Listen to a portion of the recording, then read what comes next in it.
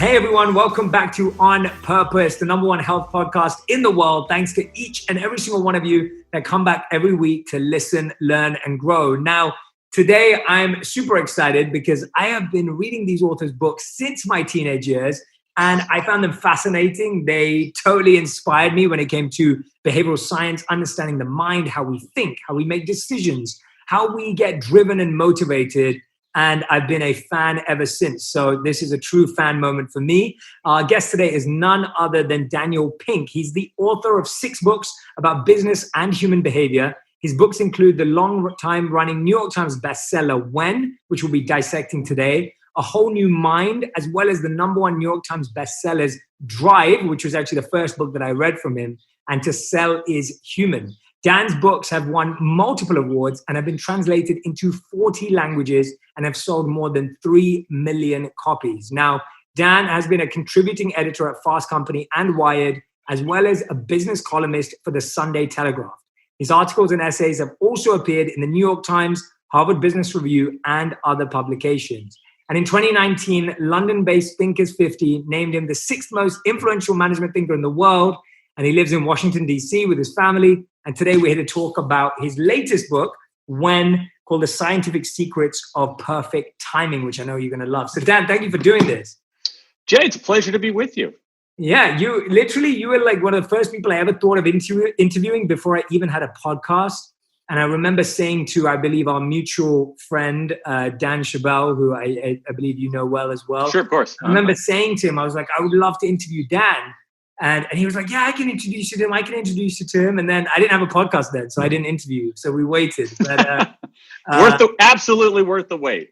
Yeah, well, thank you so much for doing this. I've genuinely enjoyed your books. What you've helped me understand about human incentives, drive, and now timing, which I think is the most fascinating. I recommended this book last year as one of my top 10 books and have been pushing it out as much as I can. So I'm excited to dive into it. But I want to actually start off with something that I saw on your Twitter profile. I think it was yesterday or a couple of days ago, where you actually recommended Trevor Noah's audiobook, Crime, for a book to study for high school students. And I was understanding why particularly that book. There's a large presence on Twitter and other social media of educators. And those are educators among the few people who I actually enjoy interacting with on Twitter. And so there was a fellow who I think was a high school principal who was looking for recommendations for books for high school students to read. And I thought that Trevor Noah's book, including the audio edition, was just a great choice for high school students. I mean, I'm the father of a high school student. My son has read that book. It's an extraordinarily, first of all, it's monumentally entertaining. It's just a gripping story of this kid. And I think that what he is telling us gives us all kinds of insight into our world today. Trevor, was the son of a Black mom and a white dad, German dad. Growing up, he was born in apartheid era South Africa. And so simply for Americans, especially white Americans, hearing about that is just, I mean, even though you know it, it's just kind of mind-boggling. And then what happens after post-apartheid, how he decides what he wants to do, what his relationships are with his mother and father. But I actually listened to the audio edition of his book, and it is, Jay, I think the best audio book I've ever listened to. And the reason for that is that Trevor Noah speaks multiple languages. And so he goes into some of these languages, but also his ability to do characters and accents is just extraordinary. It's a virtuosic performance, and just a gripping read. I can't imagine a 16-year-old not being just mesmerized by that as I was, and I'm way older than 17. I love that. No, it's a great recommendation. I think that's awesome, and it's always nice to hear authors and very successful authors recommending other authors and audiobooks. So I think that's brilliant. Yeah. Now you've made it really, really clear. That's great. Tell us about, I want to start, about with your fascination with human behavior and the mind and the way we think and why we do certain things. Like, where did that come from for you? Because, like I said, you were the first person or one of the first people to introduce me into that whole school of thought. And I just think like when you're young and you're at college or you're at school, you don't really get exposed to these kind of topics. So where was it for you? And, how did that start for you? I guess I'm not totally sure. I think part of it comes. I'll give you some analysis, Jay. I think part of it comes from being a pretty quiet kid growing up. I wouldn't say shy, but just kind of a quiet kid, more of an observer, a reader, a kid who went to the library all the time, and so just that sort of putting myself, always feeling like I wasn't quite in the center of things, but was kind of on the periphery observing. And who was I observing? I was observing these crazy people. And so that I think that was part of it. I also was fortunate enough when I was in college to study my very first trimester in college. I took introductory to psychology and loved it. I studied a lot of economics, a lot of psychology, and but I actually majored in linguistics, which is another social science. So I was always keenly interested in it. I think if I had I can totally see in retrospect in my life that I would have become a professor rather than doing the noble hackery that I'm doing today. No, that's awesome. It's interesting always how people got to where they got to, and I'm fascinated that you haven't fully dissected your journey and like broken it up into little pieces. And I quite like that. I think it's very humble of you, actually.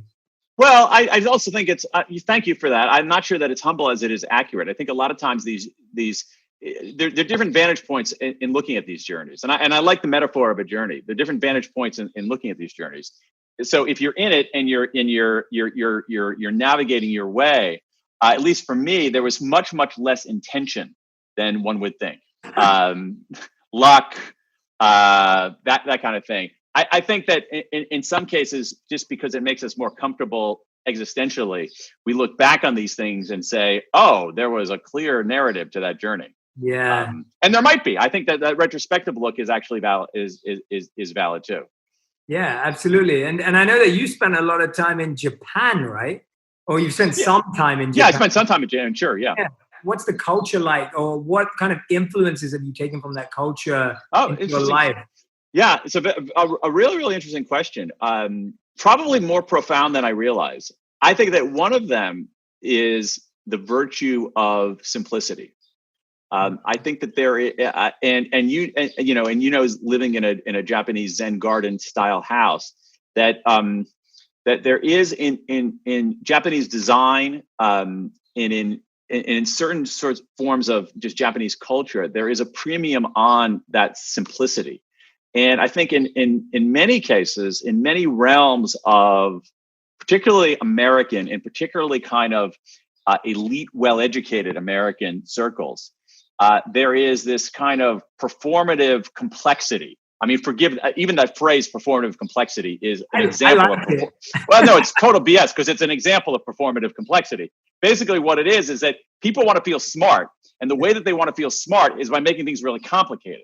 And to me, one of the things I absorbed from spending time there is actually the keenest form of intelligence is to make things as simple and clear and elegant as you possibly can.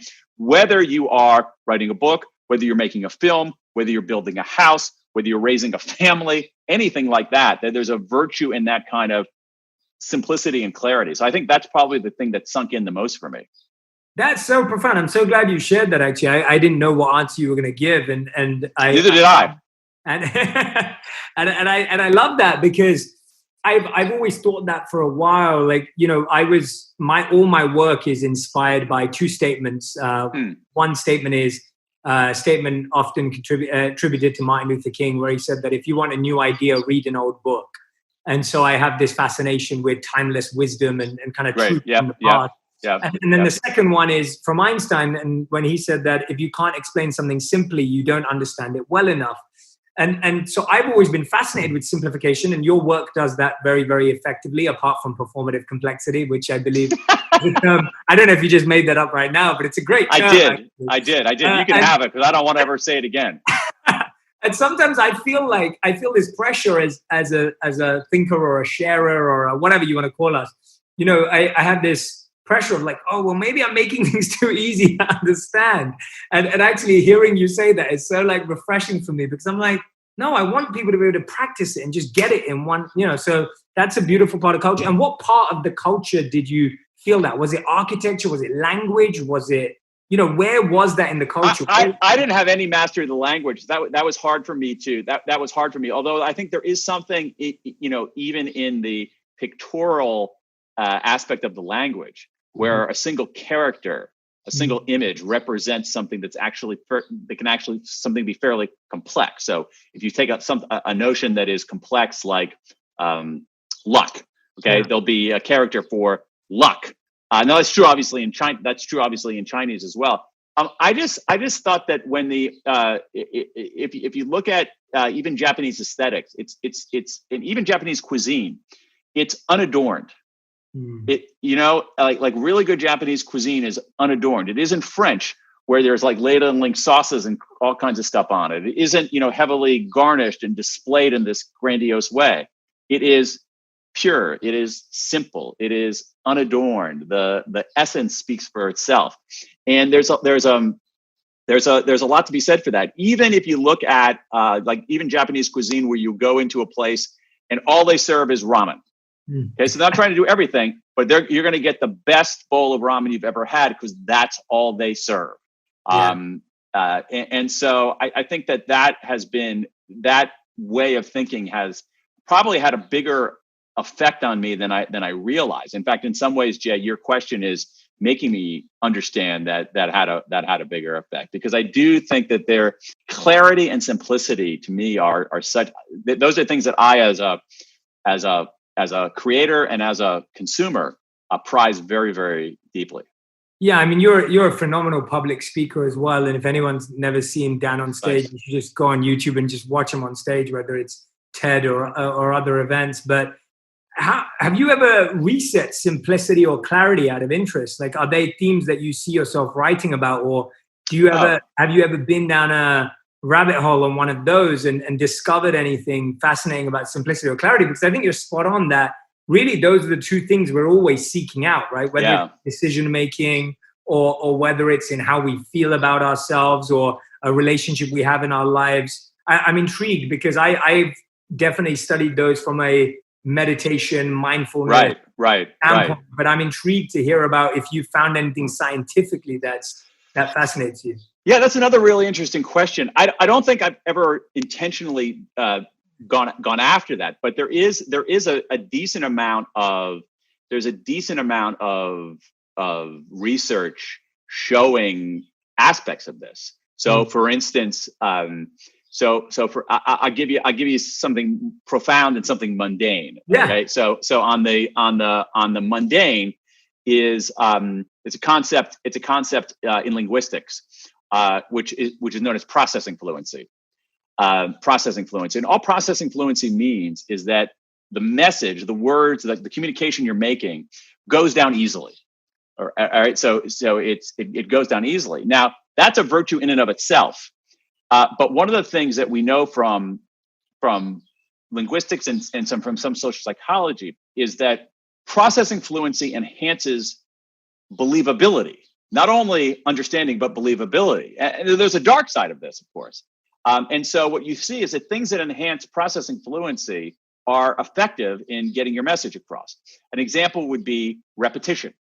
Okay, we know that like repetition is effective. Repetition increases people's understanding. It increases their believability. Now, there's a downside. There's a downside to that. Even things like rhyming.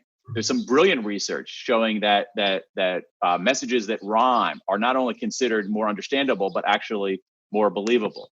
Alliteration, lists, and things like that. So we do know something from science that clarity and simplicity are obviously extraordinarily effective. That's the mundane. Rhymes increase processing fluency. Okay. I think the more profound thing is that when you look at, say, things like some of your listeners are probably familiar with the famous Grant study out of Harvard, where they followed a group of men. It was at the time it was all men. I think it was all white men. Graduated from Harvard in the 1940s, something like that. And they follow. I might be a little bit off in the years. Sure. They followed them through the course of their lives. Checking, a massive longitudinal study. They also did it with, they later did a group of working class men, all men from Boston. And one of the things that you see from the Grant study is that, like what makes somebody satisfied, what makes somebody happy with their life. And it turned out that it's completely unadorned. It's basically, do you have somebody you love and do you have people who love you? Period, full stop. That's it. Yeah. So the adornment that we were talking about in Japanese cuisine, that lack of adornment in Japanese cuisine, is that our the best lives in some ways are unadorned lives that are not adorned by the trappings of wealth or performative complexity or posturing or status seeking, but are the simplicity of, do you have people who love you and do you have people you love? Yeah, that is truly one of the hardest things to understand right now as well, because it's very hard, John. I was literally speaking on another podcast. I was interviewing Peter Diamandis recently, and he's obsessed with the future, and we're talking about how he thinks the world's improving and the future's changing, and like we could live on another planet, and we could do all this kind of stuff, and it's at the same time, I remember a couple of years ago I got to visit one of the blue zones in Sardinia. I don't know if you've come across blue zones at all. I'm sure you have. No, I know. I've actually ordered. There's a wine from Sardinia, a red wine. The grape. I'm spacing out on what the varietal is. I've actually gone out and looked and ordered wine from Sardinia because for that very reason. Oh, that's incredible. Okay, what a small world. So I don't drink, so I have no idea what that wine is, or those help you out. But yeah, so when I went there and I was, I lived with some of the people in the town and the village, and I was looking at their lifestyles, and I also interviewed Dan Buettner, who talks about the blue zone. And it's, you look at that simplicity, and you look at that, that stability of like growing up in a village, farming the land, natural exercise, not needing to do any HIIT workouts or any weights exercises. It is really, really special to see that. And I like trying to entertain the paradox of what parts of our lives are better simpler, and what parts of our lives are better with some, and maybe complexity is the wrong word. Yeah. Maybe complexity is not even the opposite of simplicity. Maybe there's another great point. That's a great point. Element. Yeah, maybe there's another element to, like, not the opposite of simplicity, but a complementary, paradoxical version of simplicity that, because I find in and of myself, and I'd love to hear what you think, like, what I get fascinated about, excited about, is the correlation between simplicity and then strategy, right? Like simplicity and then like ambition or drive or focus. And I find like often today people may connect simplicity with laziness or lack of focus or, that, but you're speaking at a much more deeper, essential level of clarity. Yeah, I think that's right. It's interesting. There is it's an interesting, it's in some ways a linguistic question, no joke, about like, what's the right word to describe what you and I are talking about? Because I feel like you and I are talking about something, well, at least what I think is important and quite interesting, but our vocabulary, or at least in English, might be impoverished and doesn't have the quite right term for that. I think you used a really important word there, essential. It's partly about what is fundamental, and I do think that this idea that we know that simplicity and ambition can be easily twinned. No question about it. I mean, you mentioned that one of your guiding quotations was from Einstein, who was talking about simplicity, and he ended up, I mean, among his breakthroughs was something that is so profoundly complex that most of us don't understand it beyond the equation we memorized in 7th grade.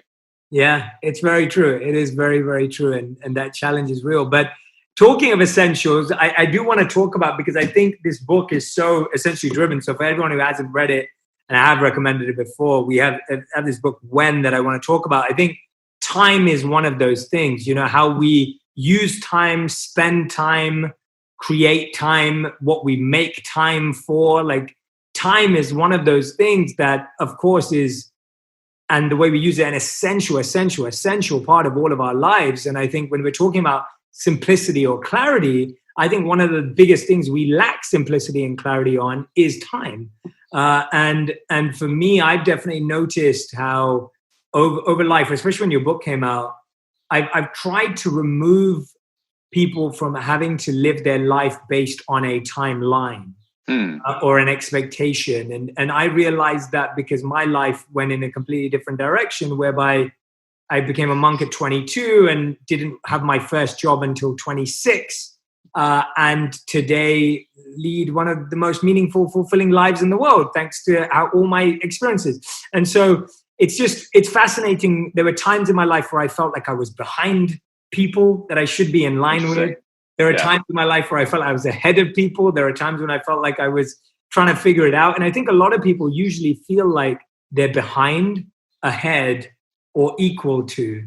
And that's kind of how we make sense of stuff. And that's why when this book came out, which I know was like maybe a year ago, year and a half ago, maybe even a couple of years ago now, it's, to me, I was fascinated that you were able to pinpoint, and go so deeply into time, which I always thought was so much more fluid. And so I guess the first question I want to ask you, and please take this wherever you like don't feel constricted at all, because I like what we're kind of co-creating right now. What fascinates you about time the most that you were so deeply drawn to actually write a whole book about timing? Yeah, so that is actually, I'm going to put the answer to that in more of the mundane category. The reason for it, the impetus for it, was just frustration more than anything else. It wasn't any kind of deep conceptual fascination. So here we are. I'm talking to you from this is my office here in Washington, D.C. It's the refurbished one-car garage behind my house. I live there, like right there. And so, I would come to my office and do stuff, do work. And at a certain point, I realized, like, I'd have a to-do list, and maybe I would have appointments on the calendar, but I wasn't intentional at all about when I was doing stuff. Well, I would write when I felt like writing.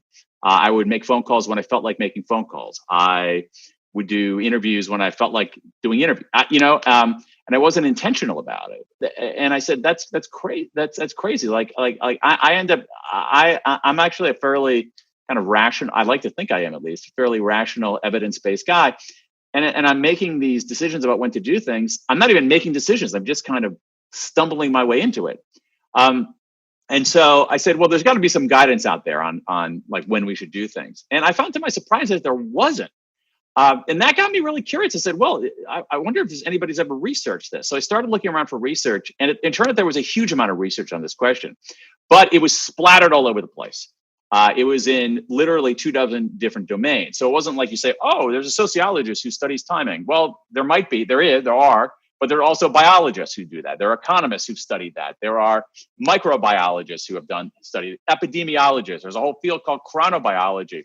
And so what you had was literally 24 different fields asking very similar, in some cases, identical questions. And what I said is like, maybe, it was painful, but if I go wide enough and deep enough into this research, I can begin to piece together the evidence-based ways to make better, smarter decisions about when to do things in a given day. But also, to your other point, Jay, when we think about our lives are episodic.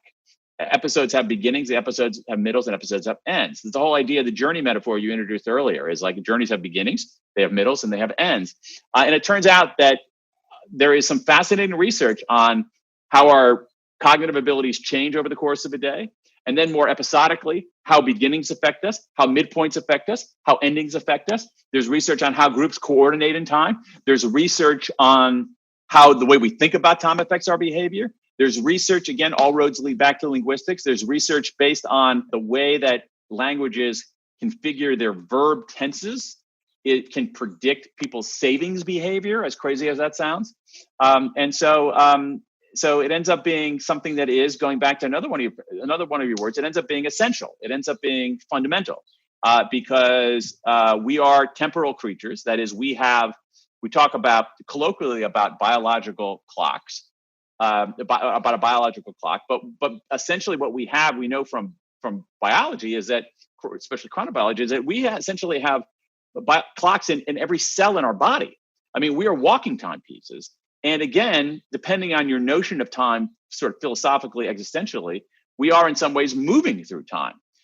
At the very least, our conversation began in the past. It's going to end in the future.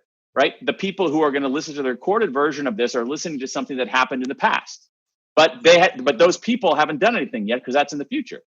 And so we're sort of swimming in this essential element of our lives. And so what I was just trying to do is just make it understandable. Yeah. And I think you did a phenomenal job. And so I want to dive into different parts of it. I guess my first question is like, there's a few things. So the first one is, I think the most common relationship, and of course I'm making a huge assumption here, but I think maybe we'll agree, maybe your research will say something else, but I'd say my assumption is that the most common relationship, and I believe everyone has a relationship with money, we have a relationship with time, we have a relationship with anything, knowledge, wisdom, etc. And so our relationship with time for most people is, I always feel like I don't have enough, right? That is a very clear relationship that we all have with time, where it's like, I don't have enough time. I can't make enough time. I can't find time. Like we say all these words, which are all about making, finding, creating, having. What does that do? What is that mindset toward time? How does that actually affect our behavior?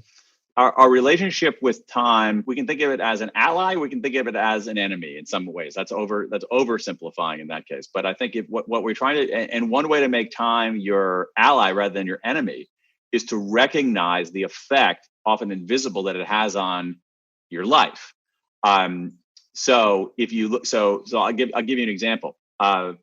What we know from, let's just take the unit of a day. What we know very clearly from a whole array of research is that our brain power does not remain constant over the course of a day. Our brain power changes over the course of a day. So doing something at 9 a.m. is not the same as doing something at 3 p.m., period, full stop. Now, there's some complexity underneath that, but the main idea is that our brain power doesn't remain constant over the course of a day. And the best time to do something depends on what it is you're actually doing. So once you understand those kinds of hidden invisible rules, you can begin to make time your ally rather than your enemy, and end up mitigating some of those feelings that one never has enough time. So I think that's part of what it is. People who feel like they don't have enough time, this is not something I write about, but I'll opine about it anyway. In many cases, people who don't feel like they have enough time, sometimes, not always, sometimes it's not a sufficiency of time issue. It's a sufficiency of priority issue. What they actually don't have any clarity about their purpose or their priorities. And so they're moving in all kinds of, that's not always the case, but I think that's partly the case. The other thing that we know is that when time becomes extremely salient in our lives, we underperform. And I'll give you, in certain circumstances, or we're unhappy in certain circumstances. So a great example of that is in professional services, but particularly in the practice of law, is the billable hour.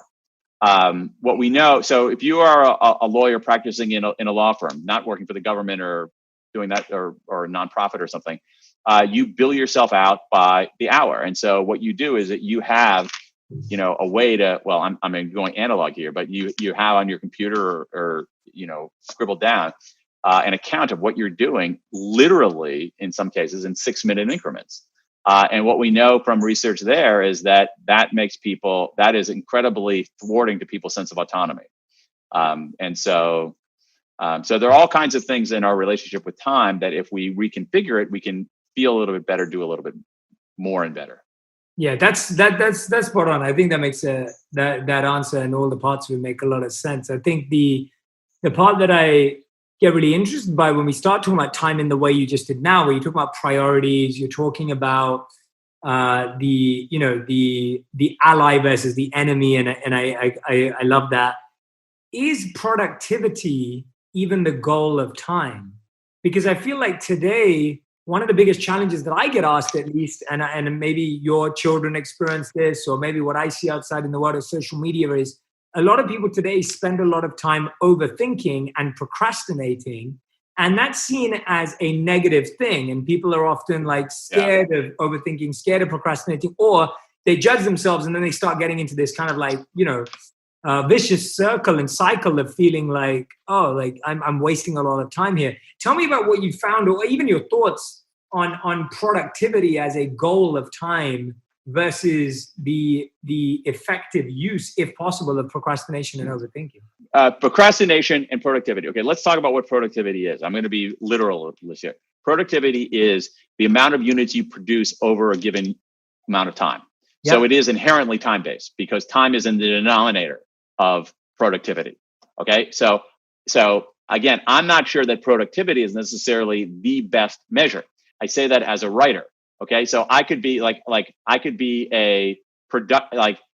suppose I wrote more words per hour today versus yesterday. I would literally be more productive. But am I a better writer?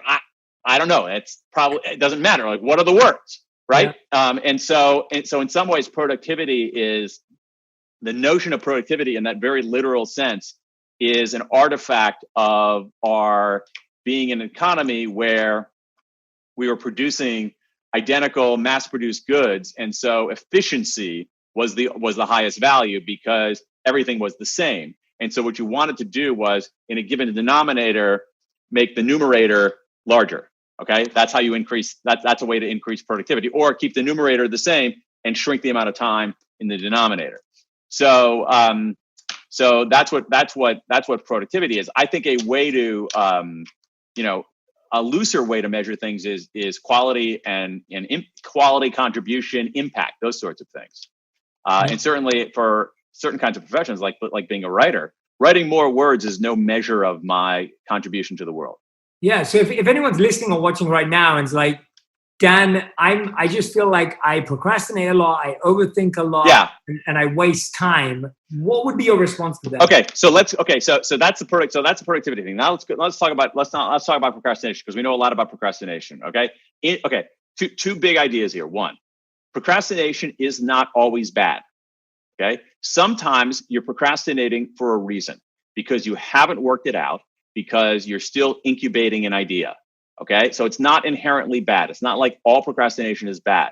The second big idea here is that procrastination is basically, in general, the downside, negative procrastination is just an emotion regulation problem, right? It has nothing to do with time. It means that you are unwilling to confront something, and therefore are not, something is so disturbing to you that you would rather actually sabotage yourself than confront it. That in some ways you're making a quasi-rational decision that the pain of confronting, man, can I really write this, is greater than actually not writing it in the first place.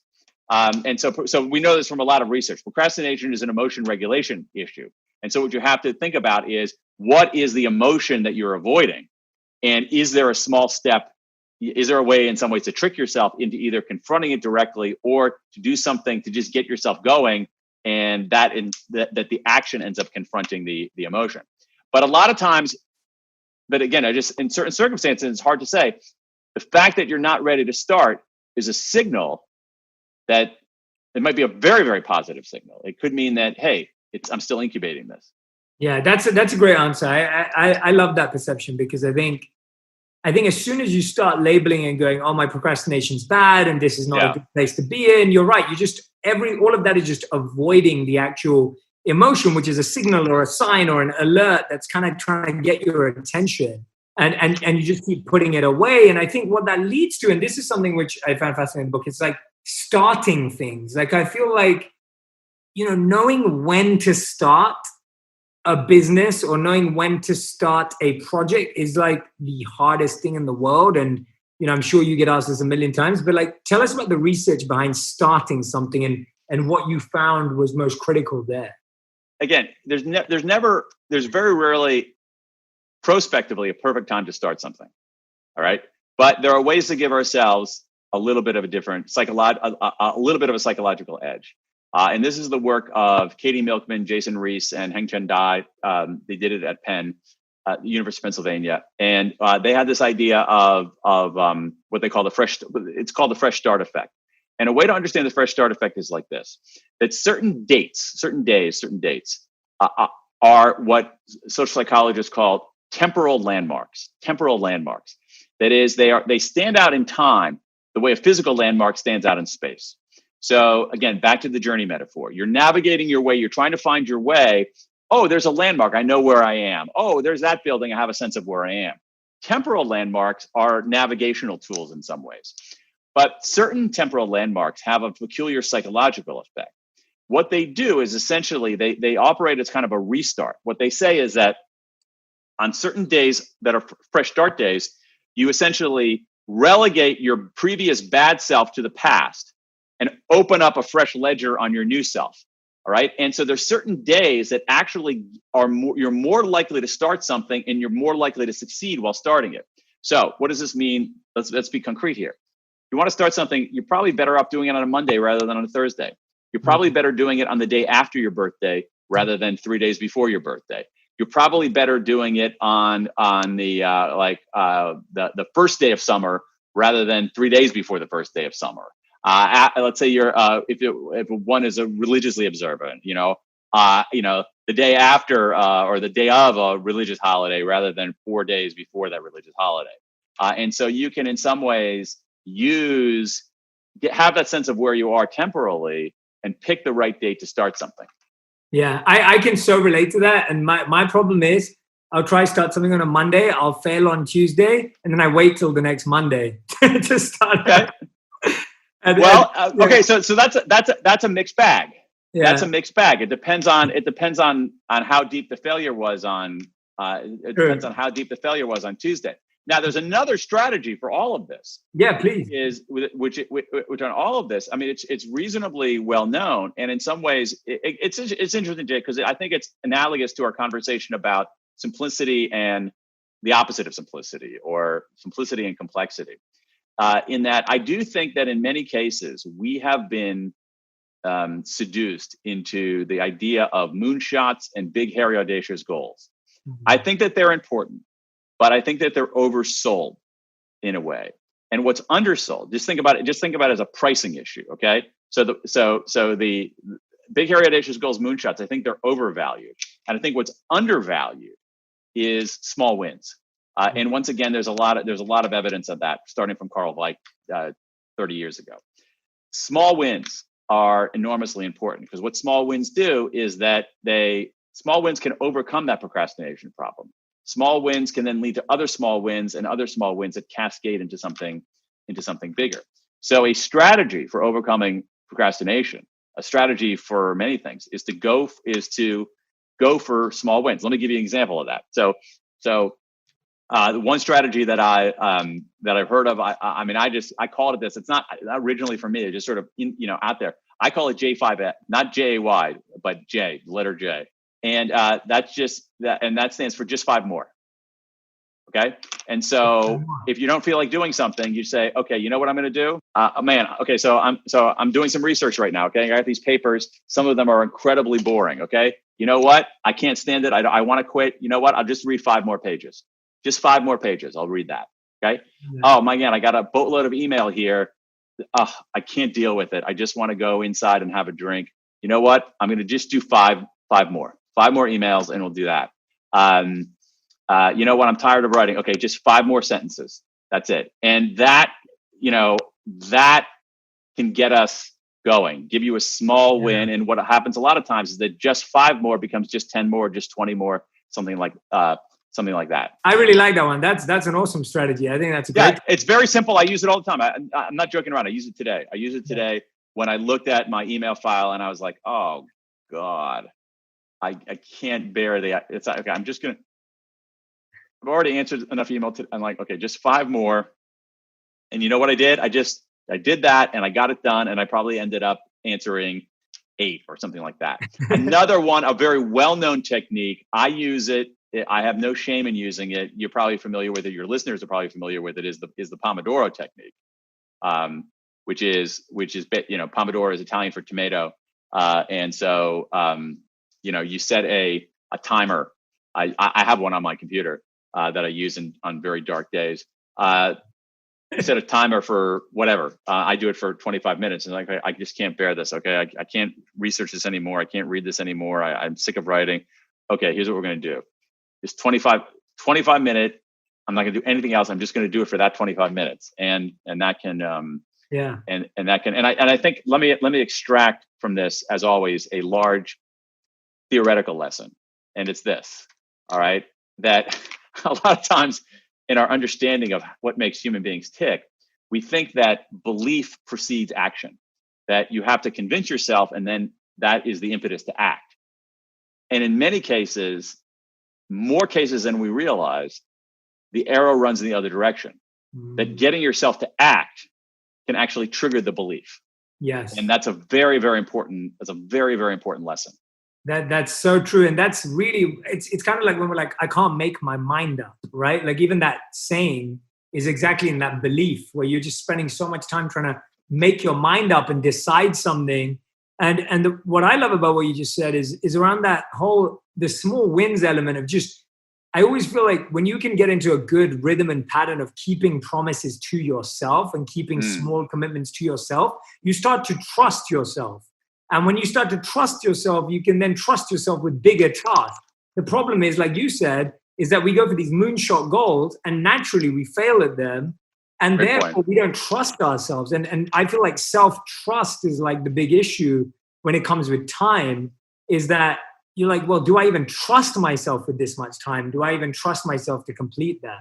And you're right about the small wins, whether it's making your bed or just 5 more, or, you know, all of these principles that you're laying out, like that just builds trust with yourself.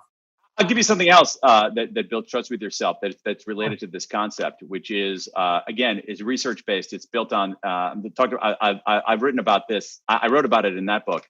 I've talked about it before, is the work of Teresa Mobile at Harvard Business School. And she found that the single biggest day-to-day motivator on the job is making progress and meaningful work. Okay, so the days we're making progress, the days we're motivated, we come back the next day feeling motivated. But one of the challenges is that we often don't have a good sense of how much progress we're making. And so one of the things that I've done for like 8 or 9 years now is at the end of every day I have a progress, call it a progress ritual. And all I do is I just basically say what'd you get done today, and I just list what I got done today, and I keep a record of that. And I have to say, I almost never look at the list. But it's the act of doing. I mean, seriously, I almost never look at the list. But it's the act of doing it. So I just take a moment. It's a ritual, all right. And I don't have to tell you, former monk, the importance of rituals in human understanding, right? So it's a ritual. It's a punctuation mark at the end of the day. What'd you get done today, Dan? Okay, this is what I got done. Bada bada bada bada bada. Okay. What I love that. How do you do that for other people? So if you're leading teams, if you've got a small team, a big team, a company, how do you kind of help people realize the progress they're making? Because there's sometimes you can do it for yourself, but how do you do it for others? I mean, you could do a version of what I'm talking about for your team. I mean, what I would want to do is I would want to build that habit in others rather than have them rely on me for that. I would want to build that habit in others. So what you could do is you could ask your team to send you that at the beginning, not as a way to monitor them, but as a way to build to build that habit, and then eventually have them continue the habit without sending it to you. Yeah, absolutely. I'm actually going to try that out. I'm 100% going to try that out. What'd you get done today? Just write down the things you get done. I mean, it's a very simple concept. We often have a to-do list at the beginning of the day, like have a done list at the end of the day. And it's almost like gamifying your mind, right? Because you know that if you got 3 things done yesterday, you might want to get 4 done today. And so you push a bit further. Right. I think a lot of times also when we're scrambling around, we don't have a sense of what we've accomplished. And sometimes it can be affirming. So I know that many days where I feel like I haven't gotten anything done during the course of a day, I stop and I do my little progress ritual. Again, we're talking like, Jay, 30 seconds, 60 seconds. Yeah, for sure. Not anything elaborate. I'm like, oh, okay. I actually got more done than today. And then on the days where I didn't get much done, you're like, oh, come on, man. You gotta do a little bit better than this. Come back tomorrow. Yeah. You're coaching yourself. Yeah, that's a good way to put it. You're in many ways you are. What you're doing is you're just giving yourself, you're coaching. If you think about it like a sport, it's like in track and field or in swimming or something like that. Your coach is there with a stopwatch saying, here was your time today. Okay. Or, here's how much you lifted today. You have a sense of, are you making progress or you're not making progress? Yeah. I love that. One thing I want my audience, everyone who's listening right now or watching, I want you to be aware of is that literally Dan in this book breaks down everything from like productivity. I've done some of the tests with you guys before, and I've shared the book when we talked about all of the different productivity times for different types of people based on what time you sleep and what time you wake up. We've done the naps, breaks. I'm not going to ask Dan all those questions because they're in the book, and that's why I recommend the book. I want to ask Dan stuff that isn't in the book or is extending the book. And I think one of the biggest questions I do get asked that I do want to talk about is relationships. Because I think dating and getting married and knowing when to either pop the question or when you should expect the question, like these are like some of the biggest challenges in the world on a personal individual level for people. And so tell me about some of the work that you found when it came to not just like when's the best time to get married, but it's almost like what did you find when people said they knew or they felt they'd found the right person? Yeah, that one is more inscrutable, I have to say. I wrote about that only very, very tentatively because I wasn't sure about the research on that. I mean, what it says is that in general, in America, marriages are more likely to last if people get married after age 25 and before age, I think 34, somewhere around there. But again, that doesn't mean if you get married at age 35, you're going to get a divorce. You get married at 28. It's just like there's a slight effect there. There is some interesting effects on, especially in America today. People with more formal education are more likely to get married and stay married. People with less formal education are less likely to get married and less likely to stay married if they are. And there's also seems to be an effect, whatever your level of education, on getting married after you complete your education rather than before.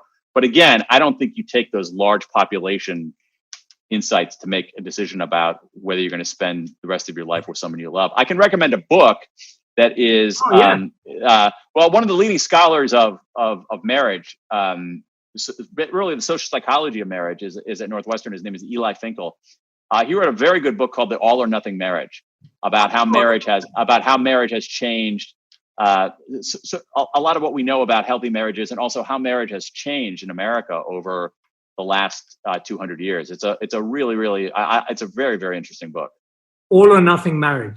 Yeah, The All or Nothing Marriage by Eli Finkel, which and there's a lot of really good research in there, and there's some relationship advice in there too.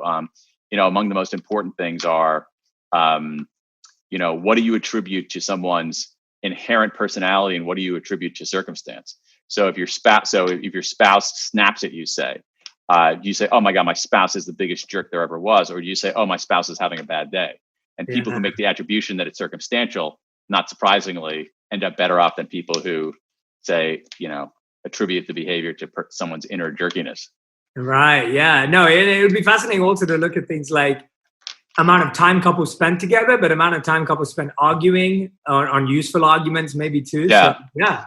There's other research out there. There's a guy I'm spacing on this. There's a guy named Gottman, I think. John Gottman. Yes. Yeah. He's done some research on marriage, and one of the this is not surprising. One of the biggest things that you see is, if I'm characterizing it right, is not arguing per se, but how people argue.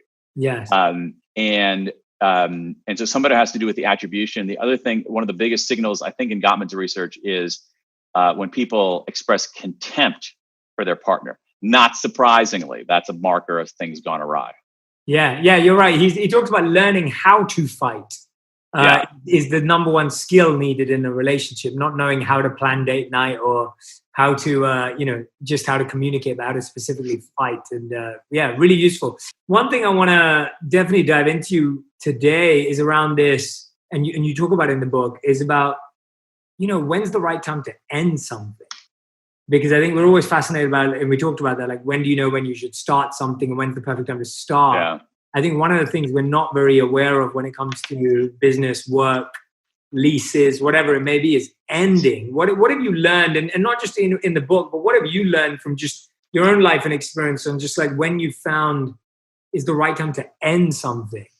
That's a harder call to make. I think it depends a lot on the circumstances. One of the things that I do know for sure, though, is that endings are much more important than I realized before I did this research. That endings have a profound effect on our behavior. Endings have a profound effect on how we remember entire experiences. So, famously, this is fairly well known, is that how an experience ends has a disproportionate effect on how people remember the entire experience. The James Dean, you said. You told yeah. me. Yeah. Oh, right. So, and also even how we evaluate people's lives too. Yeah. So there's a famous piece of research on where they gave somebody a description of a fellow who for 29 years was a wonderful guy, great CEO, generous and whatnot. And then in his 30th year, he became a jerk and then unexpectedly died. And they said, they had people say, how moral of a life did that person lead? And then they had a different set of group people evaluated a different character. This character was a total weasel and jerk for 29 years. In his 30th year, he decided to become a good guy, being more generous. And then he suddenly died. And so what they found was that someone who was a good guy for 29 years and a jerk in his last year was rated as a slightly less moral than someone who was a complete jerk for 29 years and happened to be a good guy in his final year. So how something ends has a big effect on us, on how something ends has a big effect on how we remember it. How the presence of ending has a big effect on our motivation. So when we see the end of something, we end up kicking a little bit harder. So a way to get yourself off the dime in certain kinds of procrastination situation is to impose an ending. But endings matter. Endings matter a lot, and I think that one of the things that we need to do in organizations, in our family lives, and whatnot is mark endings and establish rituals around endings, because that ends up being a deep source of meaning for people.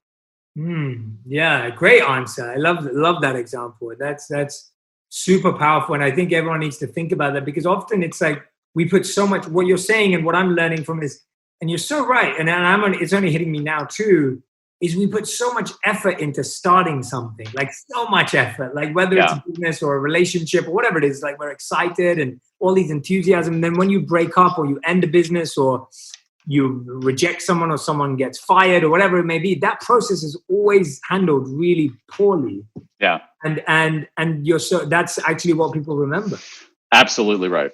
Yeah. And that's scary to think about when you think about that for a moment. But anyway, you have been amazing with your time, Dan. I'm really, really grateful. I could talk to you for hours and hours and hours. You're literally it's a fascinating conversation. Yeah, no, it's absolutely brilliant, and I hope we can continue to talk offline as well.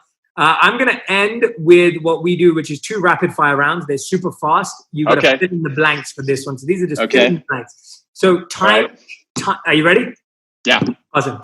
Time should always be on your mind, but not obsessing your mind. Okay, good answer. Okay, second one. Taking breaks. Taking breaks is one of the most powerful bang for the buck things you can do for your mental, physical, and professional well-being. Yeah, and it's all in the book, everyone. So just, there's a whole breakdown of breaks. Number 3, every day I must. Oh, interesting. So I'm gonna interpret that as, when I say I, meaning I, Daniel. Yes. Every day I must contribute. Okay, I love that. You excel in your career when? So this is about other people. You know what? I'm going to use the same word here. Other people. So people excel in their careers when they contribute. I love it. Brilliant. Okay, these are your final 5. These are answers in one sentence. All right, I'm sweating now. Or one word. Yeah. Okay, ready? Got to make it to the end here. Yeah. Absolutely. So the one lesson you feel helped you the most throughout your career? Not caring what other people think about me. Great answer. I love that. What do you want to leave your kids with that you didn't have growing up? A deep and unshakable work ethic. Nice. Okay. If you could create a law that everyone in the world had to follow, what would it be? Okay. I'm going to show my American Midwestern roots here. Say please and thank you. Nice. Great. Awesome. Okay. 2 more questions left. 4th question. What is something that you know to be true that many people disagree with you on? So something that you're so sure about that a ton of people will be like, nah, Dan, you're totally wrong. The world is less fair than it seems. So you believe the world is less fair than it seems, and people disagree with you on that. Yeah. Well, that's a whole nother conversation then. I know. Yeah, that one we have I know. Okay. And when I say people, I might be reflecting my own kind of biases here, but I think especially well-educated American people. Sure. Great. It's a good answer. I mean, it's an intriguing point. Okay, fifth and final question. What is the biggest lesson you've learned in the last 12 months? Oh, in the last 12 months. It never works to go against the grain of who you are. Wow, very profound. Wow, those are tough questions, man. Well, you answered them pretty quickly and well, so thank you. It just shows. Well,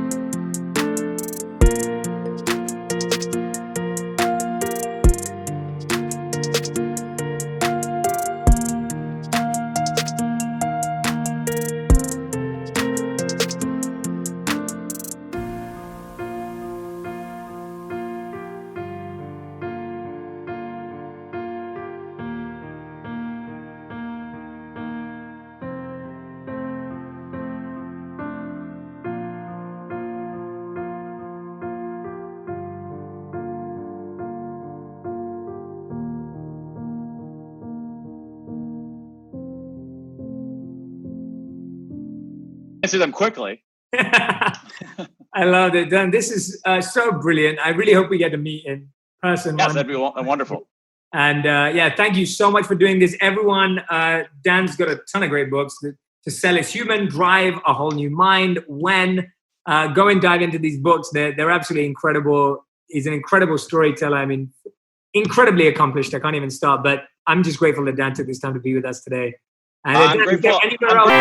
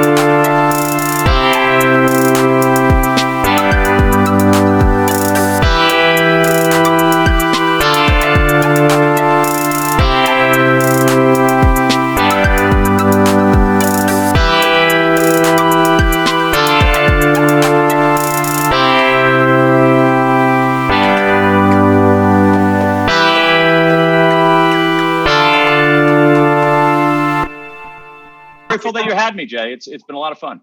Oh, for sure. Would you like to direct anyone anywhere in your world and life about anything exciting that you've got going on? Folks can check out my website, danpink.com. All kinds of cool stuff going on there.